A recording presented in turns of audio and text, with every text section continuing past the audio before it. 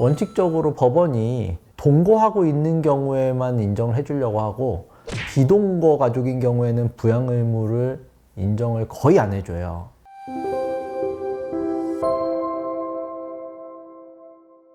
이번엔 좀 부양가족 관련해가지고 좀 여쭤보고 싶은데 네. 배우자가 지금 근로소득이 없는 상태거든요. 네. 부양가족을 좀 넣을 수가 있나요?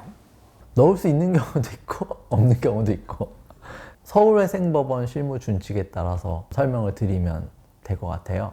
일단 배우자를 부양가족으로 인정할 수 있는 기준에 대해서 서울회생법원은 생계비 검토위원회 의결사항으로 2가지 조건을 들고 있거든요.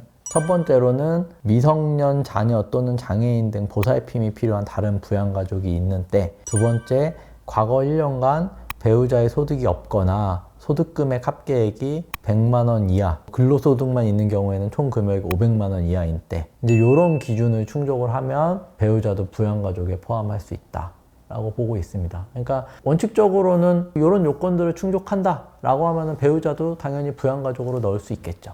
그러면 이제 부부가 둘 다 소득 활동을 하고 있는데 네. 자녀가 있다. 근데 거기서 미성년 자녀다. 네. 그러면 누구 쪽 부양가족을 넣을 수 있나요? 부모 둘이 자녀에 대한 공동 양육 의무가 있는 거잖아요. 그러니까 이제 뭐 반반 부양한다라고 보는 게 맞을 텐데, 근데 이제 소득 격차가 많다. 예를 들어서 뭐 한쪽은 200만 원 버는데 한쪽은 1000만 원 번다. 뭐 이러면은 이제 많이 버는 쪽이 부양하는 걸로 보는 게 맞겠죠. 기본적으로 우리가 연말정산 하더라도 많이 버는 쪽으로 넣잖아요.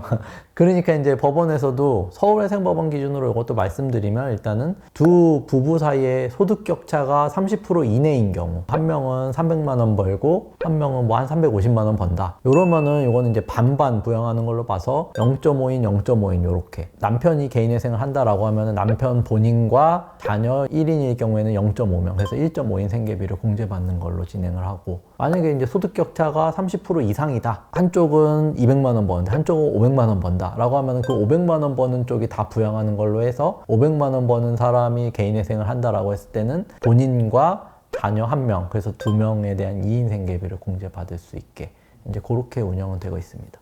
그러면 이제 미성년 자녀가 아니라 반대로 부모가 네. 좀 이제 연세가 많이 드신 부모의 경우에는 좀 어떻게 되는 건가요? 기본적으로 미성년 자녀하고 사실은 구조는 동일하다라고 보면 되는데, 부모도 어때요? 자녀가 여러 명이 있으면 자녀 모두에게 공동의 부양 의무가 있는 거잖아요. 그죠? 근데 개인회생 진행하다 보면은 나 저기 부모님 부양하고 있고 용돈도 드리는데 부모님 부양가족으로 넣어주십시오. 뭐 이제 이렇게 하시는 분들이 있어요. 근데 그러면 저희가 항상 여쭤보는 몇 가지 항목들이, 실제로 부모님한테 용돈을 드리거나 부양한 그런 입증 자료들이 있으신지, 그리고 본인한테 형제 자매들은 없으신지. 그러니까 형제 자매가 있다. 그러면 공동으로 부양해야 되는데, 심지어 돈을 못 갚는 개인회생 하는 채무자가 다른 형제들을 제쳐두고 부양한다는 거는 말이 안 되잖아요. 그러니까 이런 경우라고 한다면 보통은 법원에서 당신 다른 형제자매들이 있는데 이 형제자매들은 부양을 할 수 없냐, 만약에 부양을 할 수 없다면 어떤 사정이 있냐를 물어보거든요. 다른 형제자매들은 정상적으로 경제활동을 하고 있고 신용등급도 좋고 하다라고 하면 이제 부양가족으로 인정될 가능성이 매우 희박하죠.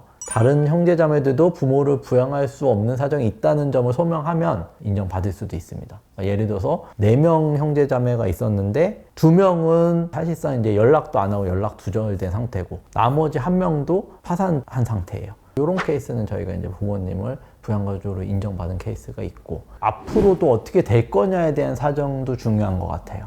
그러니까 예를 들어서 과거에 형제가 나 말고 1명 더 있었는데 그 형제가 돈을 많이 벌고 그래서 그쪽이 다 부양을 했었어요.